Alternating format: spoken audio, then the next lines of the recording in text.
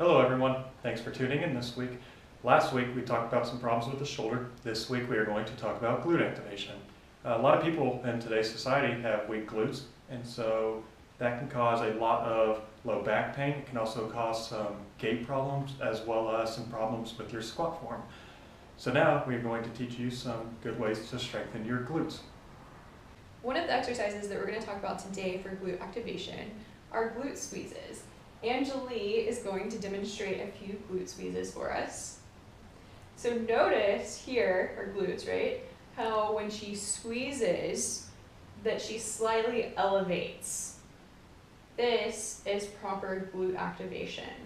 One of the ways that you can do this exercise, you can stop now. One of the ways that you can do this exercise at home is just by doing it in your car for a few minutes and relaxing and doing it again. All you're doing is squeezing your rear together and releasing, squeezing, hold for 3 seconds, release, squeeze, hold, and release. This helps our neuromuscular connection from our muscles to our mind establish a better response so the muscular contraction can be greater. The second set of exercises that we're going to talk about today are pretzels. We're going to talk about pretzel number 1 and pretzel number 2. Aaron, if you come down here, we're going to see that Aaron is in pretzel number 1. He needs to be torso in line with his lower leg and in a lying position. You want to make sure that your head stays neutral to protect your cervical spine. And from here, we need to make sure that the knee is at a 90-degree angle. So it's back and at this 90-degree angle. Foot is flexed, and he is going to lift with his ankle, keeping his knee on the ground. What this does is it works both the glute med and glute max. And one more time. Good. So where are you feeling this right now, Aaron? In my glutes. Specifically where? Right in glute med, kind of on the outside of my glutes. Perfect. This is where he should feel it the most. He should not feel it in the quad or too much in the hamstring, although there will be some hamstring interference. So now he's going to come into pretzel number 2, where the bottom leg comes in front and he takes the top leg in back. So this leg comes at a 90-degree angle, and you just place this foot on the ground. On the ground. There you go. Good. So again, he needs this leg to be at a 90-degree angle at the knee, his foot flexed, and he's going to be at a 90-degree angle at the torso and the hip. From here, it's going to be the same thing, keeping the knee on the ground and lifting directly with the ankle. What you'll see, or what you'll feel, most people tend to lift with the toe. So lift with your toe, Aaron. Good. And that toe will actually come upwards, making the quad do more of the work. For this exercise, you should feel this more in the glute max. Aaron, where are you feeling this? Right at the back end of my glutes. Okay, good. Close to where your hip crease is, or your glute crease? Right at the hip crease. Perfect. And for this exercise, you perform pretzel 1 and pretzel 2 on both sides for about 25 repetitions, and you switch sides and perform pretzel number 1 and pretzel number 2 on the other side.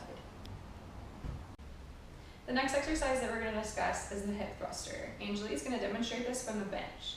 She is in a seated position. She'll bring her hands down directly by her side, slide off of the bench into almost a tricep dip position, and lean down towards the bench with her shoulders. There's 3 points that you really need to make sure that you have in contact with the bench.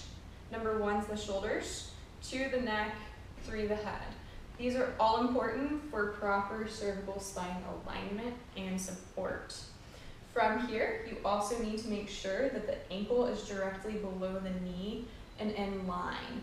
So Anjali, scoot out this foot just a tiny bit. Perfect. And you don't want your knees too far away from one another. So she's good.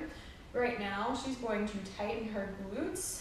And by tightening her glutes all the way, really, really tight, she's lifting her body upwards into a tabletop position here.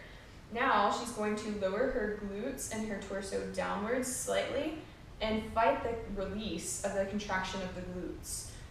Right there, and then back up slowly. And she's not using her low back for this exercise. She's only using her glutes. Now, after she finishes the exercise, to come down, she will dip her hips downwards and take her rear end down to the ground and then come up from there. So today we went over quite a few of glute activation exercises, and the reason why is just because glutes are so pivotal in our everyday activities.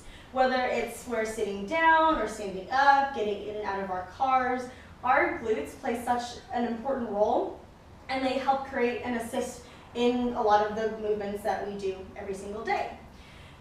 If you have weak glute activation, that can tend to create some low back pain, maybe some slouching over, creating a pelvic tilt, which creates even more dysfunction and immobilities into our body.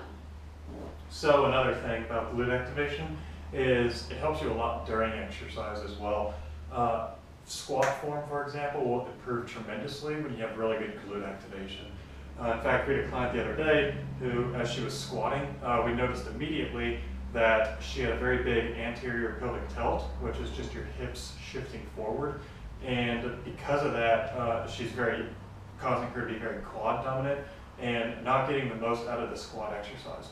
So we went ahead and stepped back for a few minutes and we did some glute activation exercises just so she can help feel that glute activation as she travels through her squat. She would hit the bottom and pop right back up very effortlessly because she had great glute activation at that point. So getting good glute activation will really help you during the workout as well as during your everyday life. So tune in next week for a brand new topic.